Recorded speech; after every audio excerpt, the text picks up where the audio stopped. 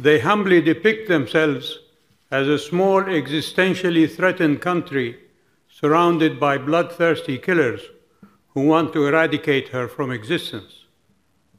And yet, they declared war on Hamas as a terrorist organization. And yet, they profess that they want to be friends with Saudi Arabia. And yet, all Israeli governments are the last of the Western colonizing powers of the Middle East. You cannot treat an open wound with palliatives and painkillers. The Abrahamic Accords are not divine writ. For that to happen, the Arab Peace Initiative must be implemented with regard to Palestine.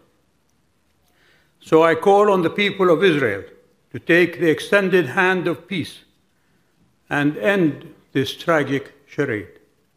It is my strong belief that the Abraham Accords are not and should not be a closed club, but rather a constantly expanding circle of cooperation members in the region.